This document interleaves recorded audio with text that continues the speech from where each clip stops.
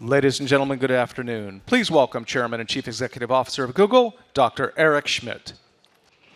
Thank you.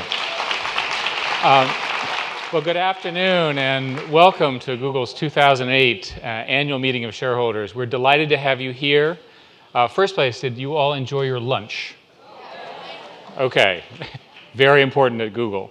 So anyway, I'm Eric, properly introduced. And I hope everybody here has had a chance to get registered. If you've not been registered for the meeting, find somebody in the corner. We'll make sure you get properly registered. And we gave you an agenda, which you should have, and a set of rules about conduct and so forth, the usual stuff that you find in shareholder meetings. So at this time, I'd like to call the meeting to order. Before I do anything else, I want to make sure that I introduce some of our directors and officers who are here. Let's see, we have Paul Odellini. You want to sort of raise your hand? John Hennessy, Ram Shriram, Ann Mather, and John Doerr. And did I miss any other board members aside from Larry and Sergey? Larry, stand up. Okay, this is Larry Page. I think people know Larry, and Larry is doing his best impersonation of Sergey, who will be here in just a minute. Oh, Sergey, you just showed up. There's Sergey. And before I say anything else, the greatest highlight of my personal and professional life, I think, is the collaboration that I have with these two extraordinary people. So it's great to be here with my colleagues. We have a number of executives from Google as well. Let's see, I see George Reyes, CFO. I see Elliot Schrage. I saw Jonathan Rosenberg. David Drummond, of course, in just a sec. Anybody else, shout out. So anyway, we also have Deborah Kelly, representative of Computershare, who will act as our inspector of elections, and Dave Cabral, our representative of Ernst & Young, our auditors, of course, who are independent accountants. I'd also now like to introduce David Drummond, who, as I mentioned before, is here, and he's the Chief Legal Officer and Corporate Secretary. David, of course, is going to do the formal business of the meeting, and you all remember, having done this before, we're going to do the formal business of the meeting.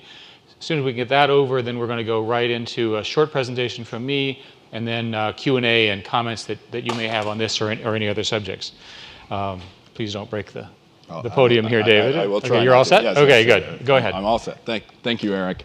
And thanks, everyone, for coming. And let me give you my welcome to the meeting as well. We'll try to be quick with the actual business of the meeting. We've got a Q&A session later on that I'm sure you're eager to get to. Quick note about stockholder questions. As stated in the rules of conduct, stockholders should not address the meeting until you're actually recognized from the podium. We'll have, as I said, we'll have a question and answer period later on, so you can ask questions. That'll be following Eric's presentation. Now, if you want to ask a question during the Q&A period, please move to one of the microphones that we have. I think we have two, one in each aisle, on each side of the room. And after we recognize you, please identify yourself and your status as either a shareholder or a representative of a shareholder, and then go ahead and ask your question. So thanks in advance for cooperating with these rules. Now, on to the formal business. I've received the affidavit of mailing of Computershare, which states that the notice of meeting and the accompanying proxy materials, an annual report, were mailed to the shareholders on March 11th. That's all of the shareholders of record as of that date. In addition, I've been advised by the Inspector of Elections that the holders of our outstanding Class A and Class B common stock, representing at least a majority of the voting power of our outstanding capital stock that's entitled to vote, is represented today either in person or by proxy. So as a result, we have a quorum. The meeting is duly constituted, and we can proceed with the actual business. First item is the election of directors. 10 directors will be elected at today's meeting. The directors today will hold office until next year's annual meeting of shareholders or until their successors are duly elected and qualified. The board of directors has nominated the following persons: Eric Schmidt, Sergey Brin, Larry Page, John Doerr, John Hennessy, Art Levinson, Ann Mather, Paul Odellini, Ram Shriram, and Shirley Tillman. Our bylaws require that a stockholder provide advance notice of any intent to nominate anyone as a director. We haven't received any such notice, so accordingly, I declare that the nominations for director are closed. The next matter being submitted to our stockholders is the ratification of the appointment of Ernst & Young as our independent auditors and registered public accounting firm.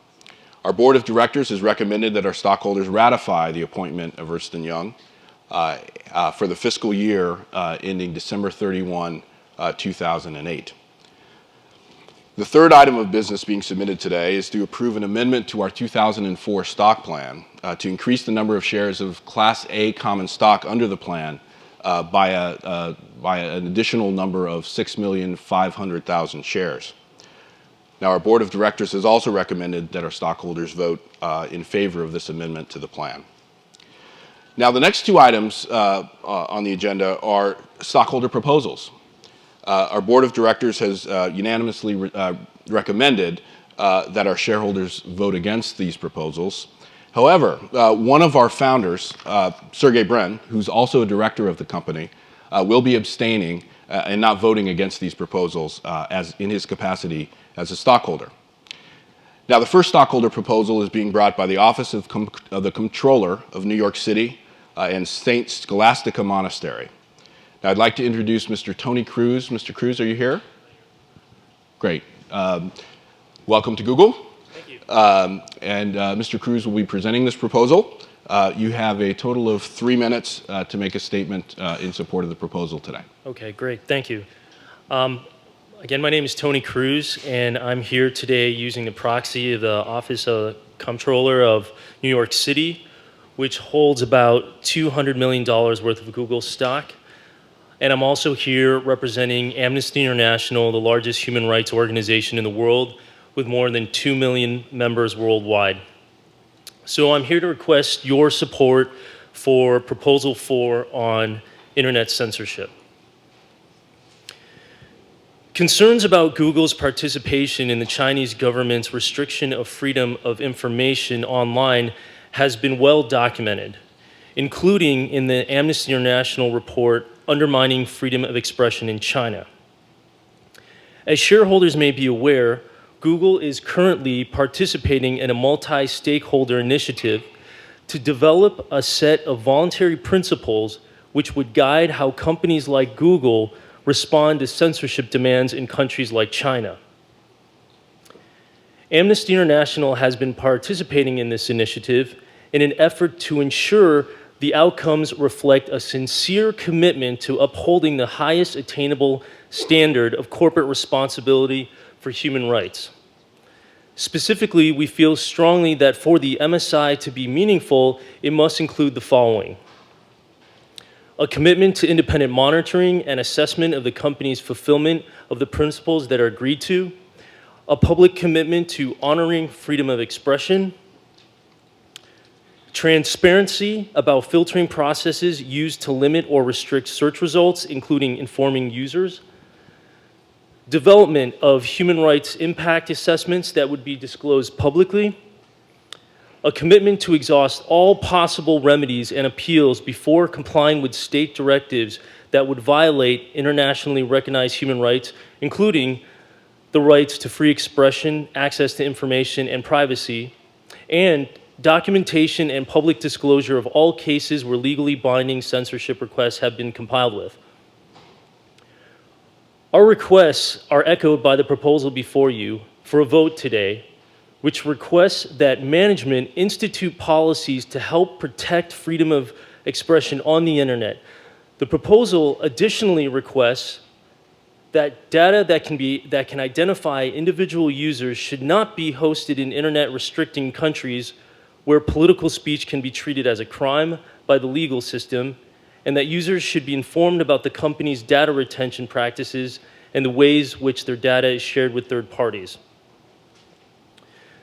Such policies and standards do not currently exist at Google, and while we hope that the multi-stakeholder process will result in such policies and practices, we've seen little more than talk and defensiveness from Google since these problems first emerged.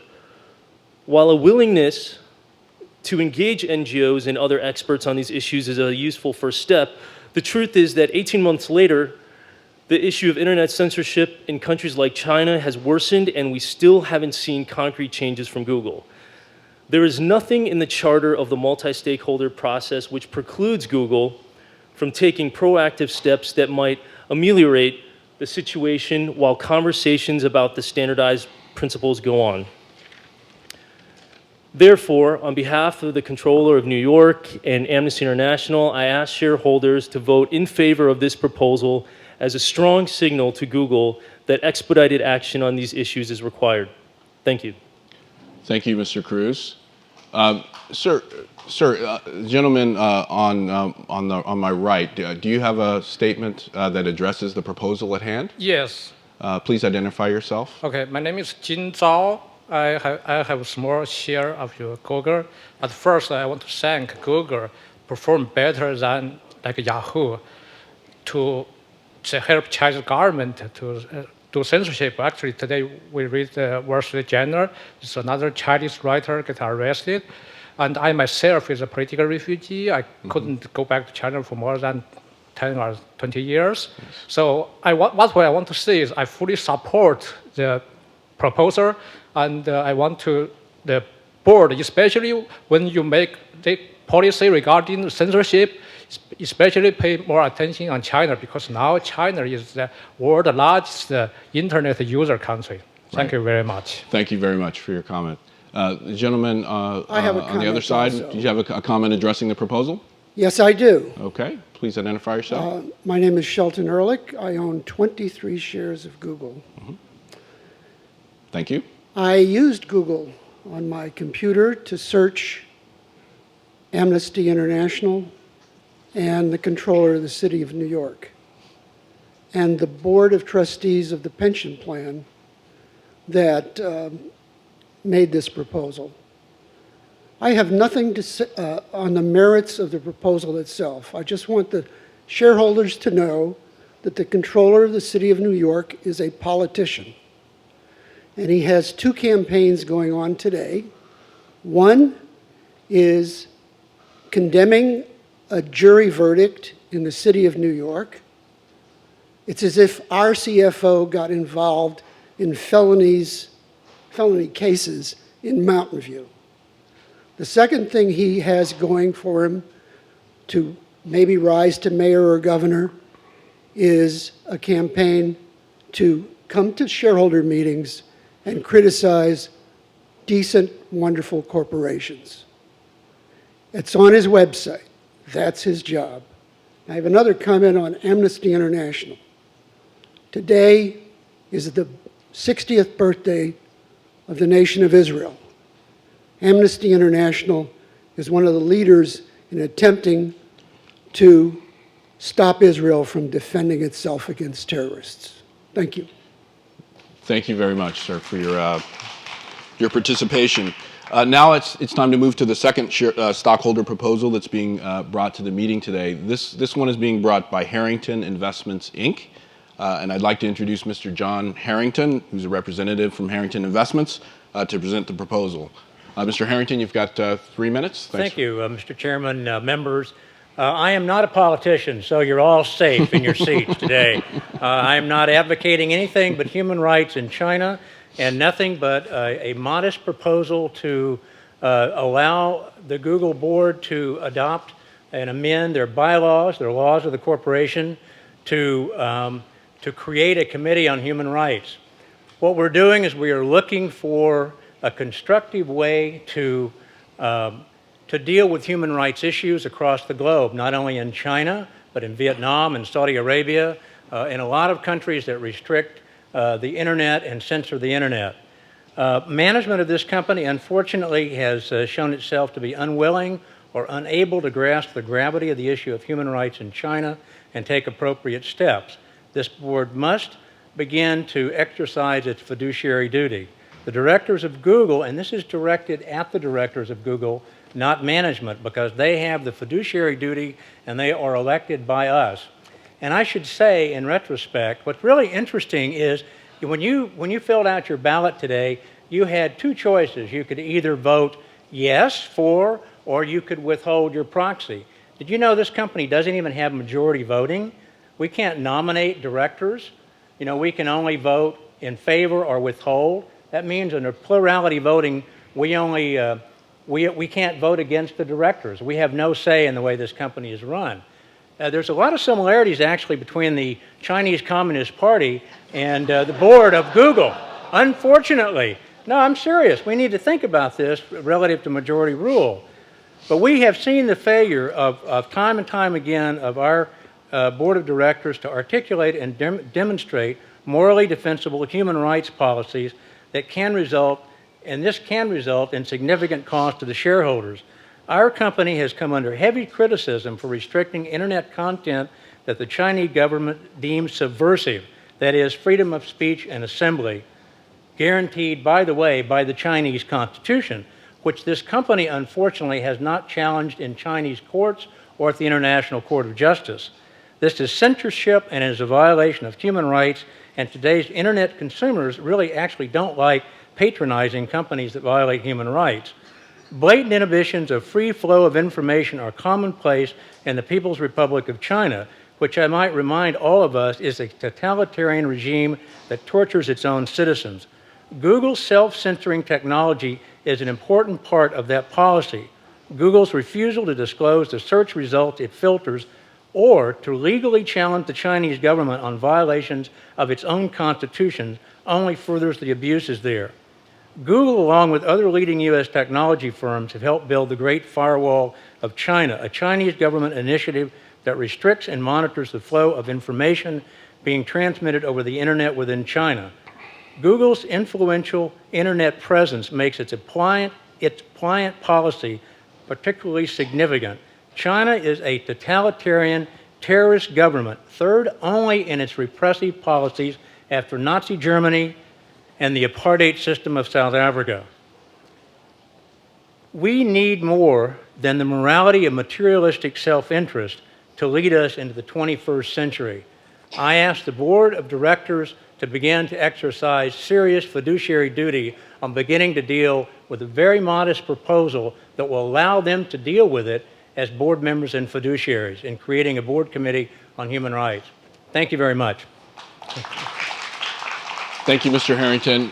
Sir, do you have another comment with respect to the proposal, this proposal? Yes, I say Okay. I can have two times. Please go ahead. Yes, my name is Jin Zhao. I'm a shareholder of Google company.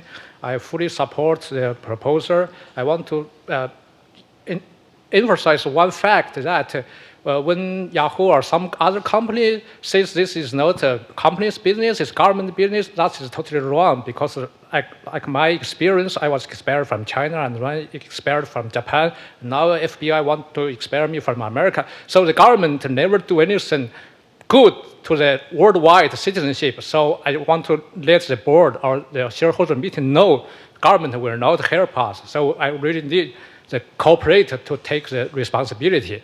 And certainly I can see we can help Google. I'm president of the US, Japan, China Comparative Policy Research Institute and the Humanitarian China. So we have many connections with China. And actually last night I talked with many victims in China and they asked me to represent them to this meeting to tell Google's management and the shareholders to think about doing business. When doing business in China, definitely we need to respect the human rights, like this proposal. That's my point. Thank you very much. Thank you, sir. Sir? Yes, my name is Shelton Ehrlich. I still own 23 shares of Google. I think I remember the motto of Google, don't be evil, or is it don't do evil? Don't be evil. Don't be evil. Well, I looked up Harrington Investments using Google. And Harrington Investments is what's called a socially responsible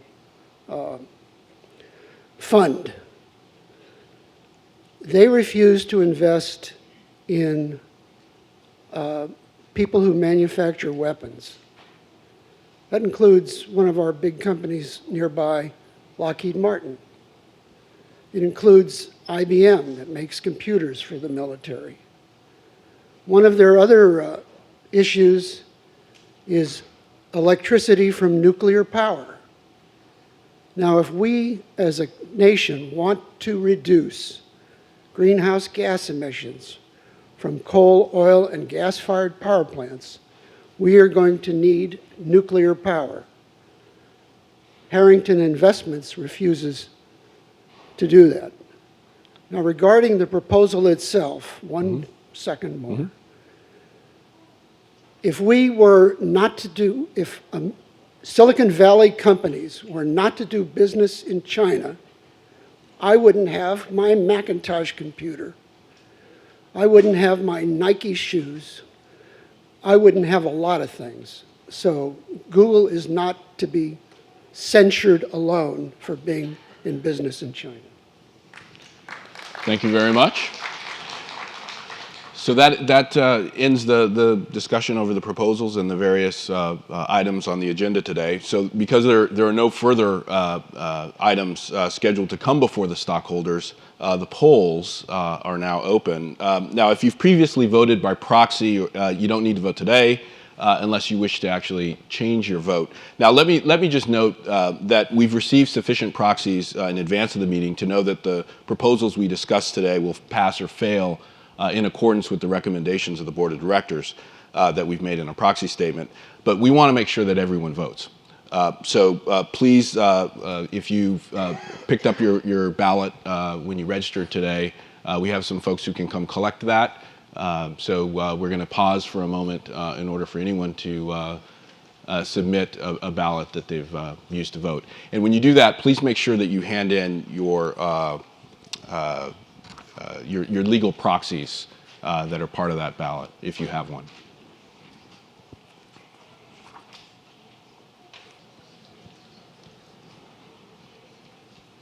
Okay, it looks like we've collected most of the ballots, so I now declare the polls for each matter that's voted upon at this meeting closed and direct the inspectors of elections to collect the ballots. I guess I've already done that.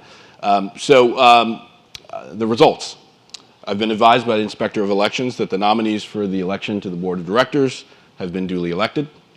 I've been further advised that a majority of the shares present at the meeting in person or by proxy have voted in favor of the appointment of Ernst & Young to act as our independent registered public accounting firm for the fiscal year into December 31, 2008.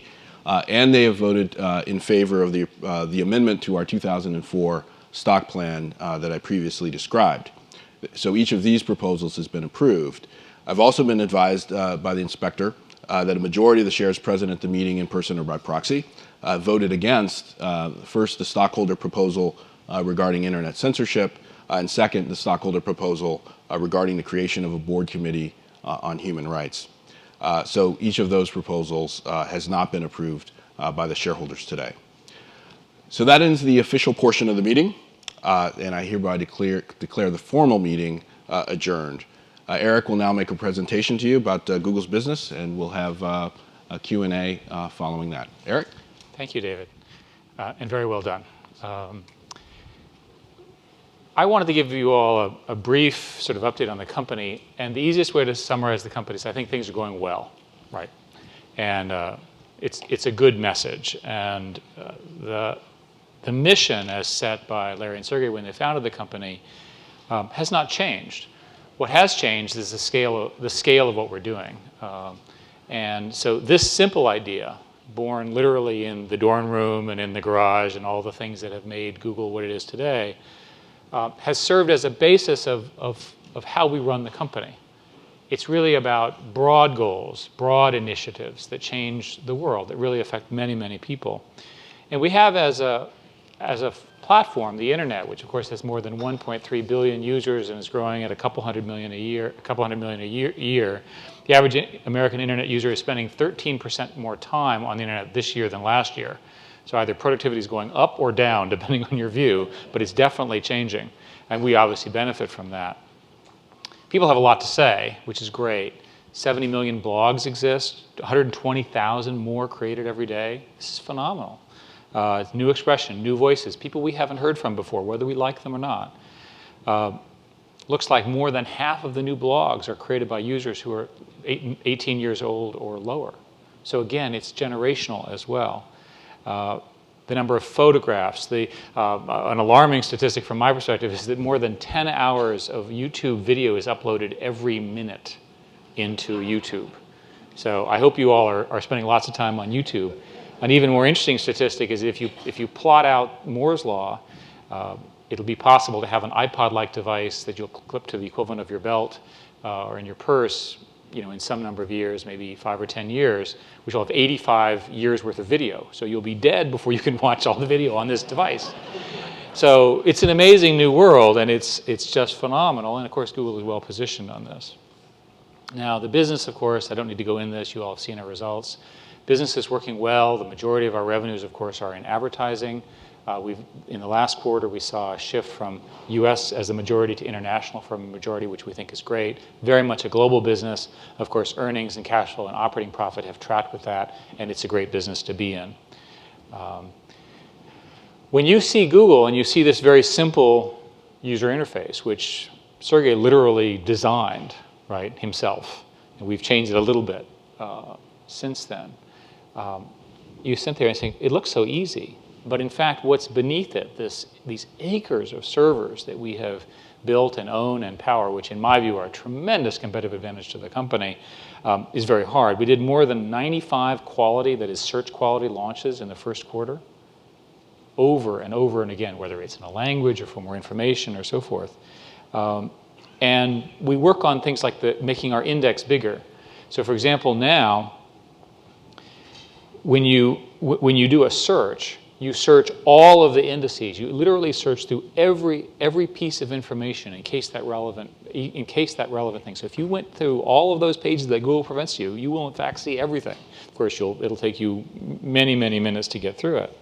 And we've also worked on performance and relevancy, literally getting things to be more correct. And the eventual goal, if we could do it, is to have exactly the right answer and only have one. But of course, with the explosion of information, we may never get there. There may always be multiple choices. So it's a race between all that information coming in and our scientists and some of the best brains in the planet to literally figuring out how to deal with all that information explosion, to get you that very one or two or three right answers. And it's a daunting task at the scale that we operate in, the billions and billions of pieces of information, with more coming, because we're also including personal information now from your own information and so forth.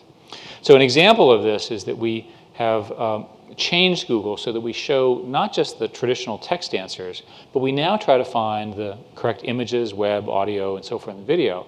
So not only do we have to get the words right, we've got to get the video right and the audio right and so forth.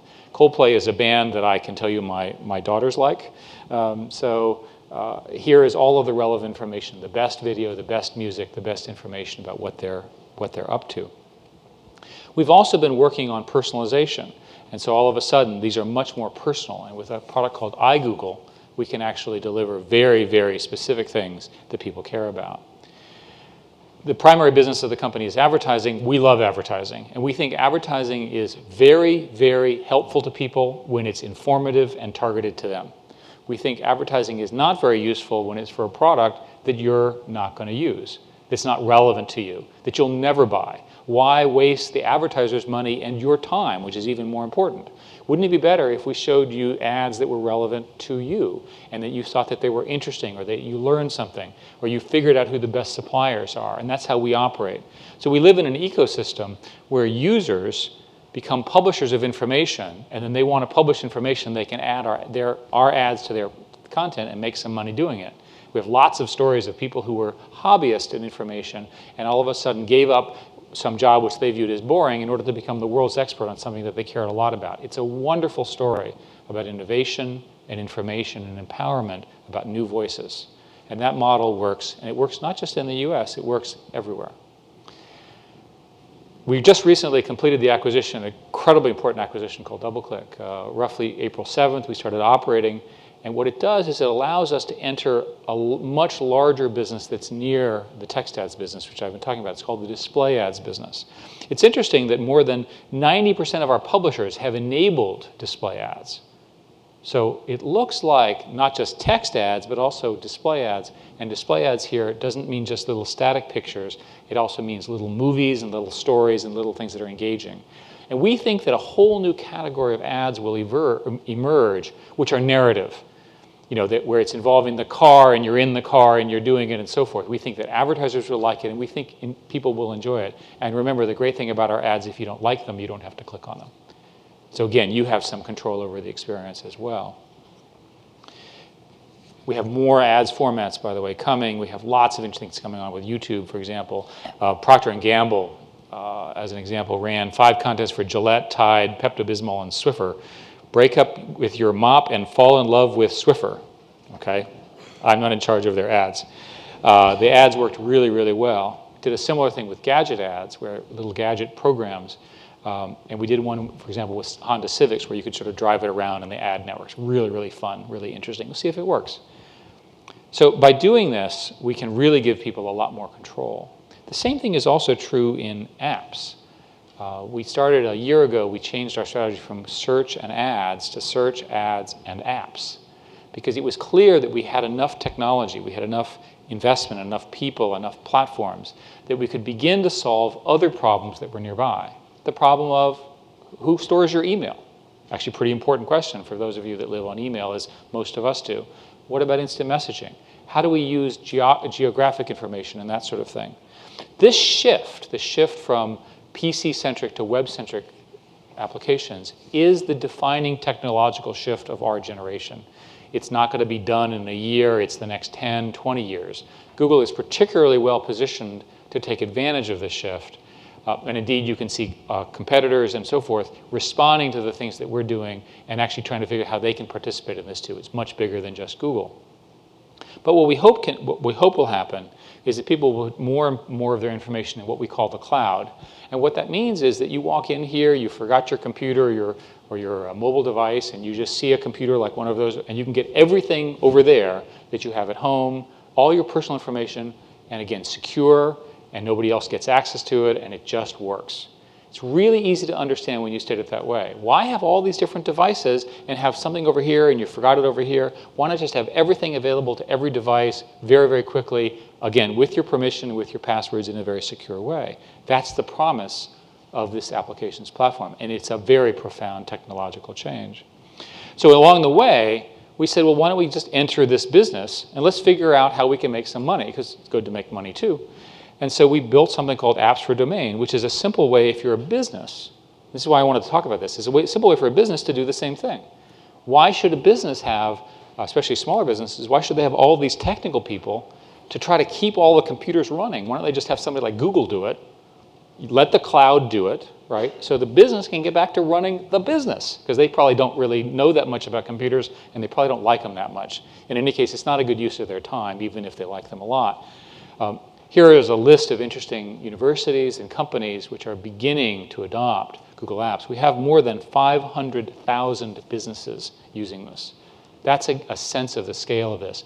Eventually, this will be a very large and significant source of revenue to our company. It's exciting to see it beginning to take off as the technology gets there, as the networks get there, and so forth. Same thing is true for mobile devices. Here you see a BlackBerry, you see a mobile phone, you see an iPhone. We have amazing results with all of these. Access everywhere. 81% of internet users in Japan access the web from their mobile phones, even more disturbing from my perspective. The 3 top books published in Japan by circulation last year were first published on mobile devices, and only after they were read on mobile devices were turned into physical books. Shows you how far ahead they are of us in this sort of model, and it's coming here too. Americans send 1.6 billion text messages a day, clearly lowering productivity. And the mobile highlights here are phenomenal. The iPhone has done very, very well with respect to search traffic, because again, it has a full browser, and there's other ones coming. And of course, the YouTube stuff is also doing well, and you can see YouTube on all these devices. We have a similar story in Maps. And I forgot to mention the fella on the iPhone. His name is Pegman. It's a Google employee. He's been viewed more than 10 million times. He wears his little orange suit and runs around. And he is the mascot, if you call him that, for Street View, showing you where you are on a street. And we actually use this, like, where do I turn left? Where do I right? Is that store still there? That kind of stuff. And you can do that with all of this interesting mapping technology. So we're moving to a platform which is actually quite different, because here we are, we have these static maps, we got them from satellites, bought them from the government, that kind of stuff. why don't we now have end users adding things to maps? Very, very interesting idea. We can combine user submissions as well as the sort of the official stuff. And sometimes the users give us better data than the government. No surprise, because the people live there. So all of a sudden now we have a whole phenomena around what is called My Maps, and submitting and changing and correcting the kinds of things that you see on these on our maps. And by the way, we think it's fun here in Mountain View, but imagine if you're in a city in a developing country where there is no accurate map. And there never has been one. And this is the only map you're going to ever use, which is obviously very good for Google. But all of a sudden, it goes from humorous and exciting to fundamental to how people conduct their lives in this new internet world. So I'd like to offer to you that a new part of our strategy is that the web is, in fact, itself a platform. We have more than 40 developer products and APIs. We have a big developer conference coming up in a few weeks up in San Francisco. We launched a package called Google Gears, which you can plug into your browser, which will allow you, for example, to get on an airplane and still do your email. And it fools it and says, hey, we're still on a network connection, even we're not. And then when you get off the airplane and you get back on the internet, it sort of reconnects and does the right things. We have a new mobile product, which I've already mentioned, called Android, with lots and lots of developer interest. The first and most important principle is there's more smart people elsewhere than there are here. And we want all of them building on top of this web platform. That's why the web platform becomes such an important foundation for the next generation of internet services, web services, and all of the things that I've talked about. So to finish up, and I hope I've done this not too long, because obviously we're proud of where we are. The opportunity before us is of the whole world. Some statistics are that the internet is growing in the United States. It's growing faster in Europe. It's growing even faster in Asia. It's growing even faster in developing countries. So all of a sudden, here we are. We're very proud of what we've done and the way we got this thing kick-started. But this is a global phenomenon.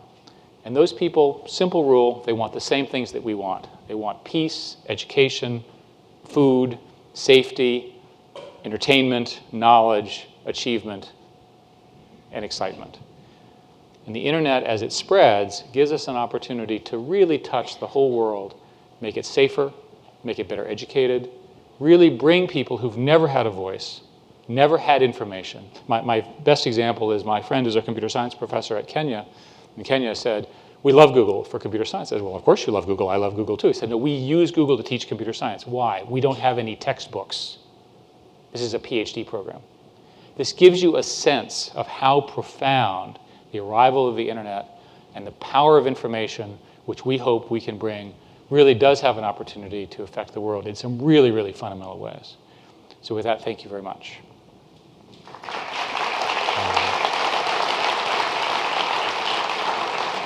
So David, I think we were going to have Larry, Sergey, and myself. Yeah, you guys want to just sort of join us? And I think we're going to. I think we're just going to have Q&A from the floor, right? Yeah, Q&A from the floor. Come on, guys. I'll sit on the end here.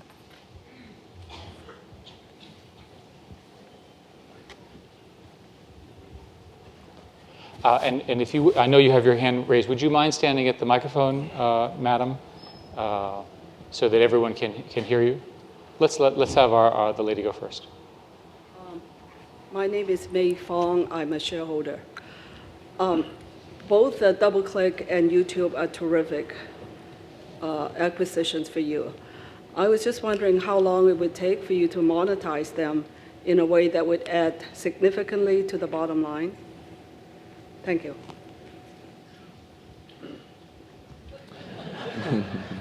It's probably worth mentioning that certainly DoubleClick is a profitable business on its own, and as is YouTube, depending on exactly what you account for. We've been very, very fortunate with our core business that it's had so much revenue and tens of billions of dollars that it's hard, even for these substantial acquisitions, to be a huge portion of that right off the bat. Nevertheless, both DoubleClick and YouTube have a tremendous amount of display inventory that, in YouTube's case, that's our inventory, and in DoubleClick's case, that we serve and can improve both the advertiser and publisher experience on. So I think they both have potential. but I think for it to be a sizable part of our revenue, you're going to have to wait at least a couple of years. Yes, sir? Tony Mezzapelle, shareholder. I would like to ask about the international sales. Only 1/3 of our revenue comes from countries other than the US and UK. But according to a slide I saw on the Intel site, which happens to be by Paul Ottolini, says that 80% of all internet users in the world come from countries other than those two. And that includes about 500 million users that are in the rich countries. So what is the bottleneck growing international sales? Are we having problems localizing our products fast enough, or are we having problems growing our local sales groups?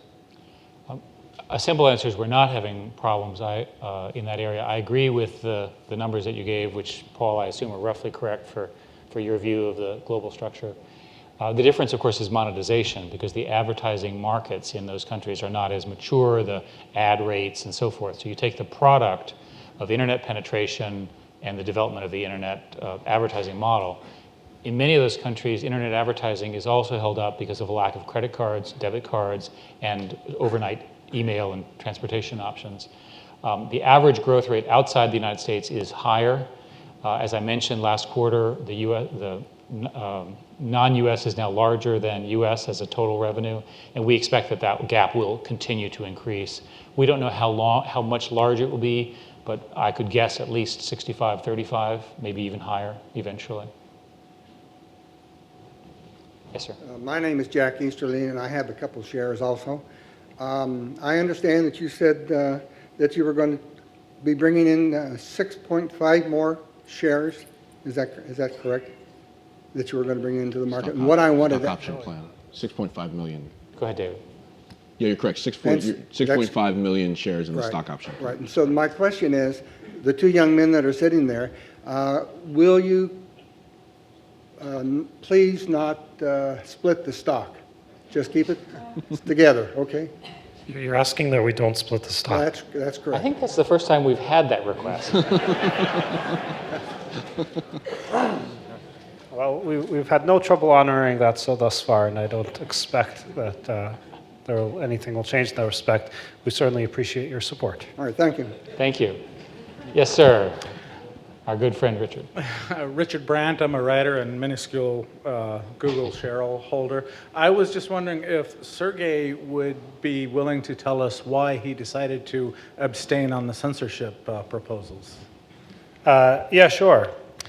Primarily, I agreed with the spirit of both of those proposals in their concern for human rights, and specifically human rights in China, freedom of expression, and freedom to receive information.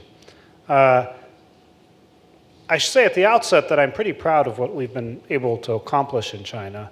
Google, as the gentleman who spoke earlier mentioned, has a far superior track record in my mind than other internet or internet search companies do in China with respect to making information freely available, having very strict policies compared to the opportunities, compared to the government forces that are in that country.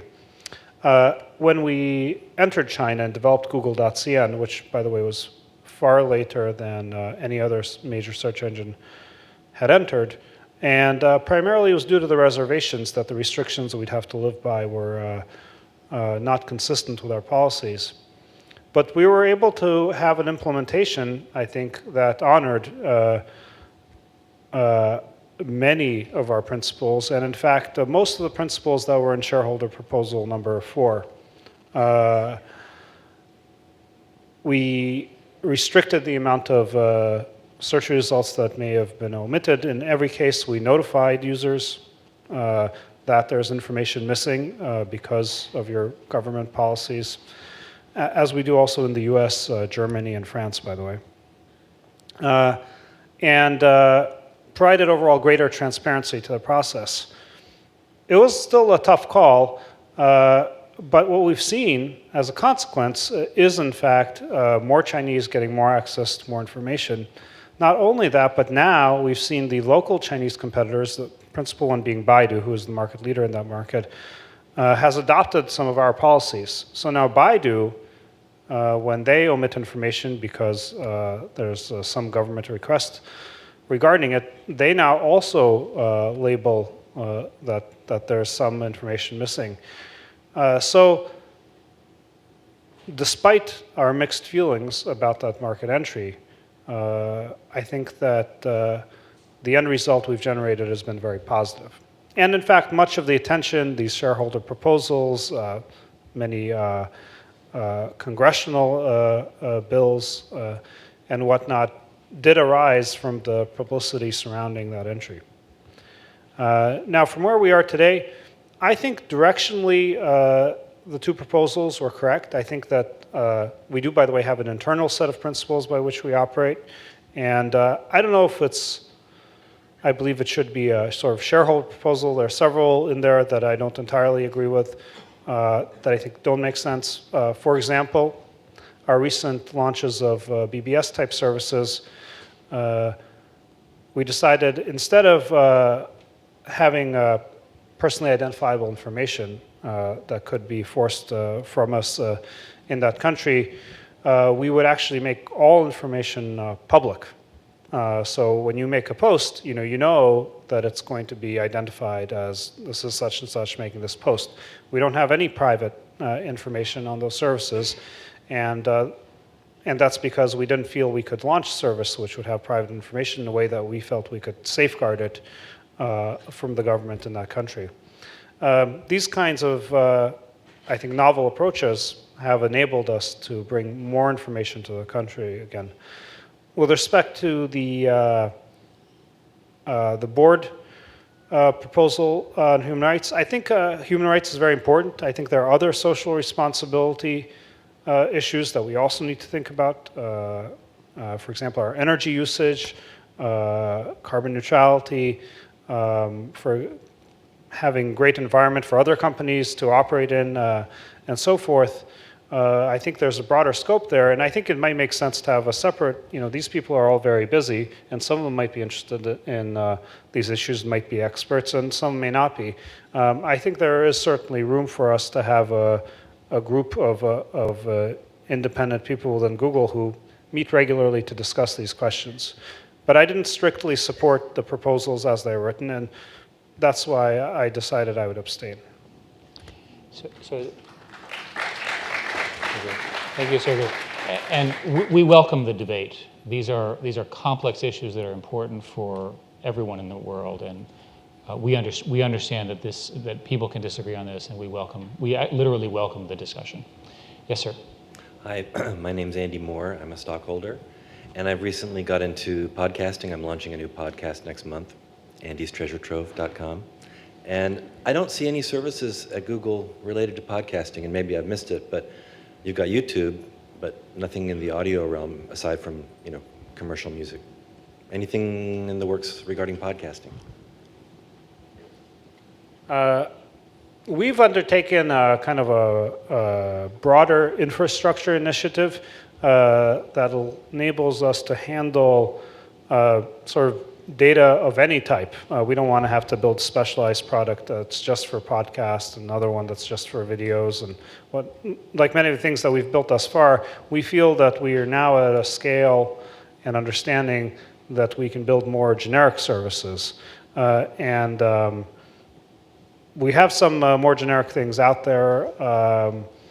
Probably not perfect for podcasts as of yet. For example, Google Sites enables you to host content of any type because you can have essentially file storage on there.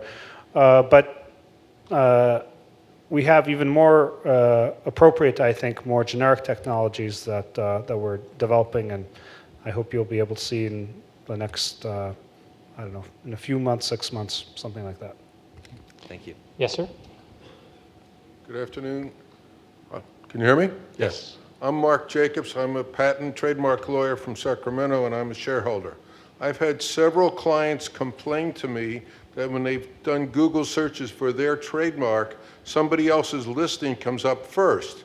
In fact, I have specifically written to Google about this issue, and all I get back is a very nice form letter from somebody who's very, very low capacity underneath the ground. And I'd wondered if Google is going to take more effort to control trademark misusage on the searches.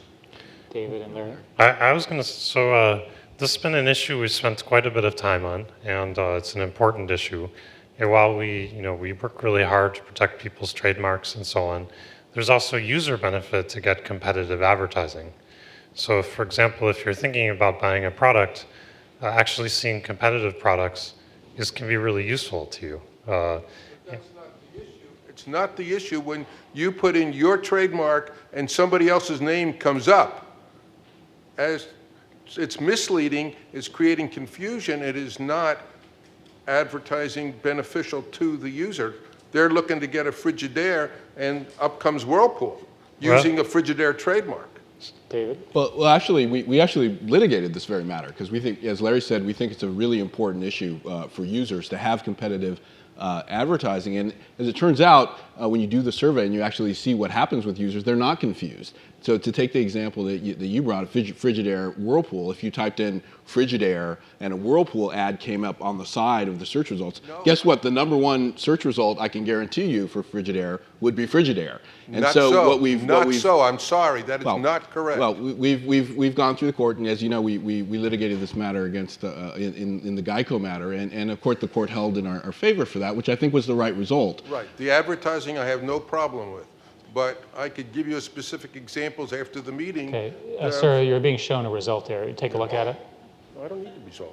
No, just take a look. No, okay. But I can tell you several, but I won't belabor the point now. Listen, there may be some confusion on your part between the difference between the results from Google and the ads. Correct. It's the results is what I'm complaining about. Okay, so let's just review for everybody's benefit. We have a policy which we enforce globally and thoroughly that the actual Google results are not affected by advertising. Okay? So it's important to understand. We thought you were asking about the ads, the things on the right-hand side, so we misunderstood you. The things on the right-hand side, it is in fact possible for advertisers to fight over keywords. And as David said, we in fact litigated that, and we're very happy that we won that case. But the core results, the ones about how Google answers, in fact answer in our best ability what we think the user was looking for, and it is not affected by advertising. I appreciate that, but why can't, if an attorney or somebody complains that when you go to, in the search results, so you type in Frigidaire and you're looking for information on Frigidaire, that the first hit that comes up is a different company other than the true trademark holder. That is my problem. The first result, it's here. I don't know if I can project it there, but the first result is www.frigidaire.com. Well, I could give you half a dozen others, but I don't want to belabor the meeting. I understand. So this is Jonathan who runs all of our products. It actually matters that he get the right answer here. So thank you, Jonathan. But again, to the best that our computers can do, they give the first result based on the query. If you are aware of errors in Google search results, there are relatively few of that type. But they're certainly not inspired by Google. And remember that the actual search index answers are not done by humans. There's no people typing those things in. So we don't have a way where you can go change them by human intervention. Why don't we move on? Thank you. Yes, George Bayon Capital Partners, private equity and shareholder. Has Microsoft or any other private equity contact Google about buying the Class B shares? And if so, where would the board of directors value the shares at? David, why don't you explain there's confusion here over the value of Class B, which don't trade separately. You want to talk about how that works? What's your Class B, as you know, our structure is Class B or the private. It's not the structure, it's just has anyone approached Google about the board of directors about buying the Class B shares? Sorry, probably clarify. It's not possible to transfer or sell Class B shares and have them.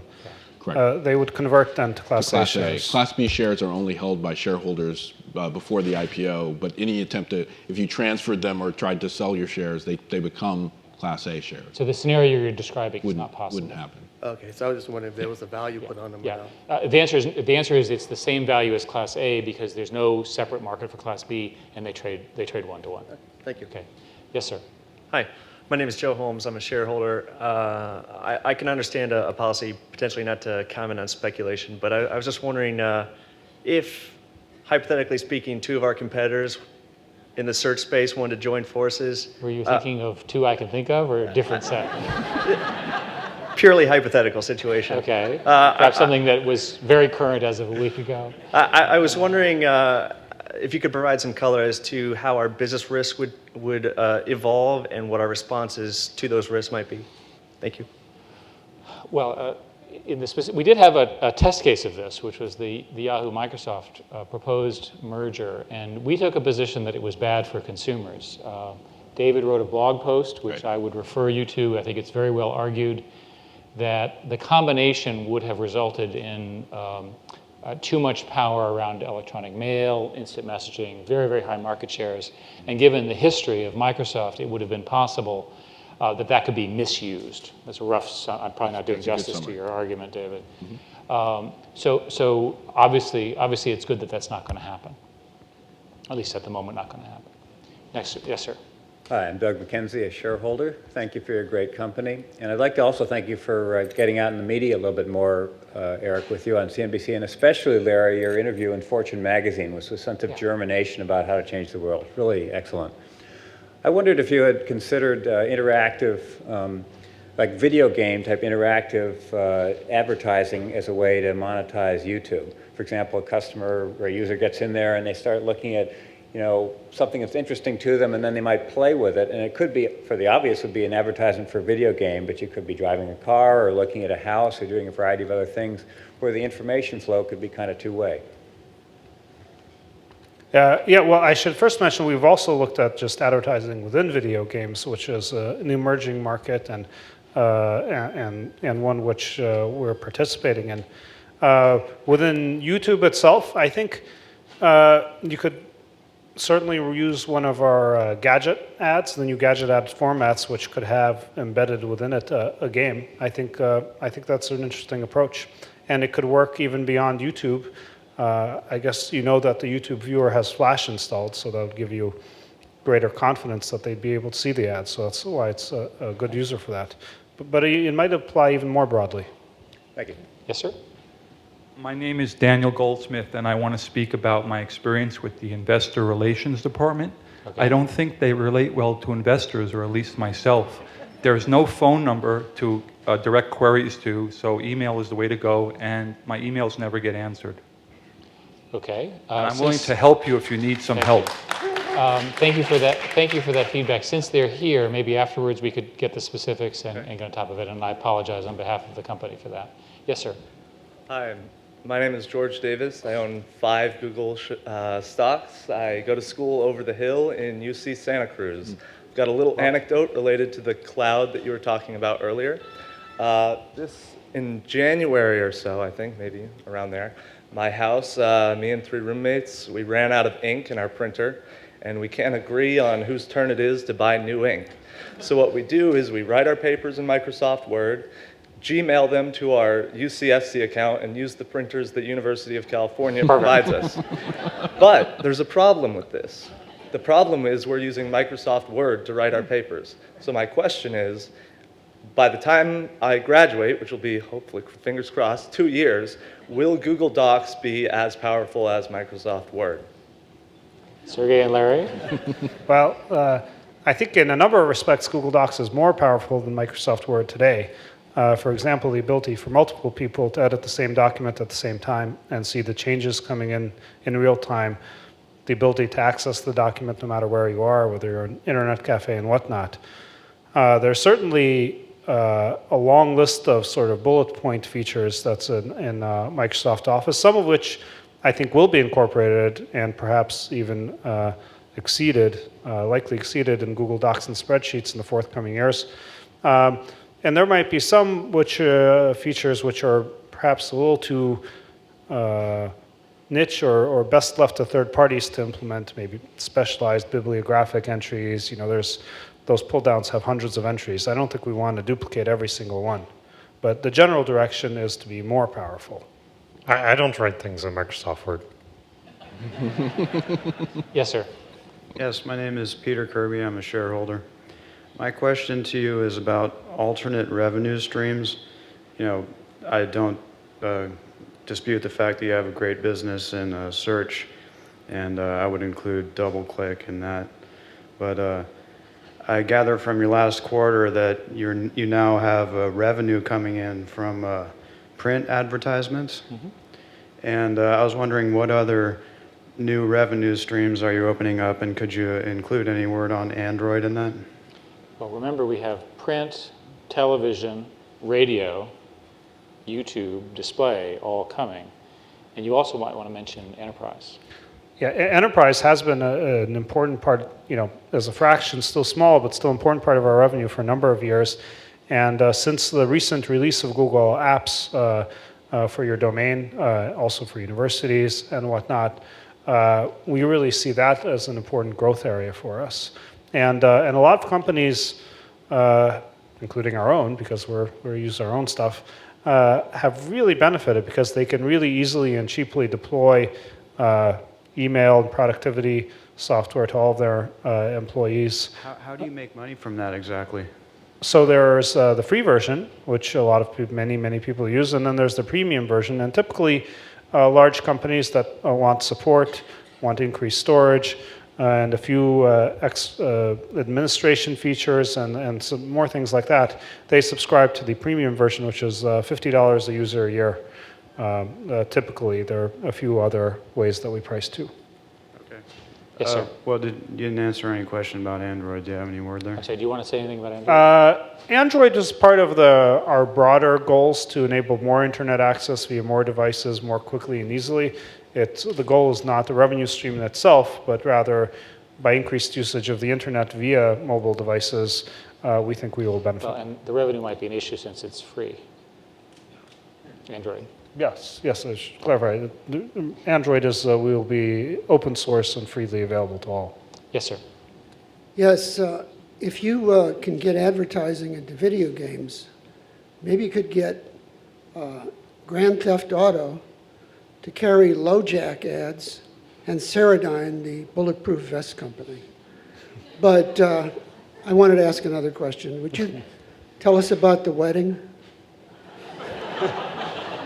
Which one? There were I two. forgot. There were two. Both, all. Larry and Sergey?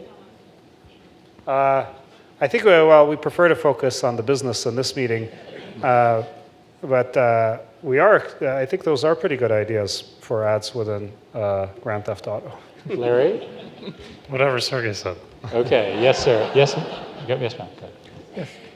Yes, hi, my name is Maria. I'm a shareholder. And first of all, I want to commend Google on such a great company and great applications here. I use Google for almost everything. I just started my own blog site last week, and I'm ready for an Android-based phone when it comes out too. But my question is more of a statement of concern about some of these world issues again going on these days. Sergey, I love your comments about what Google is trying to do to make information more available in some of these countries that do censorship while still providing your functionality. But I'm also concerned that because of your great success, Google is probably the most powerful tool in the world right now, and it can do a lot of great things. I hope we're all using it to do a lot of great things ourselves and to help other people too. But I'm also concerned about these other governments of other large countries that have different values from us, that do try to censor and control information in ways against our values here. You're still trying to grow in some of these other places. I'm just concerned if you could find a way to become number one and make a lot of money there, but under different negotiations that you might need to go through to modify your software to have certain restrictions under the request of those governments. Would you do that, or what would you do? How would you get around that? No, it's a good question. I should clarify, our primary goal in these countries, for example, China, is not by any means to generate as much revenue as possible. In fact, while China's financial performance has been strong and good, it's still not material as a fraction of our revenue. We could abandon it tomorrow and it would not have a material effect on our revenues. Our goal has really been what's the most positive we can do. And thus far, we felt that by staying in the market, and being revolutionary within it that we can do the most good. And that's how we apply, and it's not just China. We get blocked, especially YouTube, in many countries around the world all the time. YouTube got blocked in Thailand because there were videos with people's feet pictured above the king. Now, we could take an extreme position saying, we will not allow any video to go down, and if they don't accept that one, they don't get YouTube at all. But on balance, we feel we bring more to the Thai people, even if we have to take down the video of the feet over the king, by providing YouTube there. But that's not always the case. In some cases, maybe we feel like we're asked to do something that's really beyond our principles. And in each case, it's a judgment case. So that's the strategy I think we will continue to employ. We've already run over our time, so we've got 3 more questions. I'd like to get those questions, question, answer, as quickly as we can. Yes, sir. Yes, thank you. My name is Robert Rossoff. I'm with Amnesty International and representing the New York City pension funds with over 720,000 shares. And I just want to follow on the China questions, and I recognize you've struggled with this, and we've been in dialogue with you for about 18 months now, and all I have to say is we do appreciate that it's difficult, but you really haven't come far enough. And we really do need to do more and actually make a greater effort. And I have 2 specific questions. The first is why won't you support the Global Online Freedom Act, which is proposed federal legislation which actually would help you deal with the Chinese on this issue? And second, since the Chinese Constitution actually guarantees freedom of speech, why aren't you actually engaged working in the Chinese legal system to deal with these issues? David? Well, I don't. On your first point, I don't think it's quite accurate to say that I don't think it's really accurate at all to say we're not supporting the Global Online Freedom Act. I mean, we actually support the principles there. We'd like to see legislation that addresses the problem and makes sense. I think there's a hearing coming up in a couple of weeks in the Senate where you'll hear, I think, our views in a more fulsome way. But we don't actually oppose that, and we'd like to see legislation that makes sense. On the Chinese legal question, I think it's an interesting one. It's not clear to us that we have the ability as Google to do that, but I think it's an interesting idea as to for us to utilize the Chinese legal or help those who are using the Chinese legal system to try to ensure those rights. And I think it's something we ought to think about doing. Richard? On advertising, Eric, you mentioned print TV, radio ads coming up, that sort of thing. I've never understood Google's strength in moving essentially offline. Your strength is relevancy, relating this to what people are doing or interested in.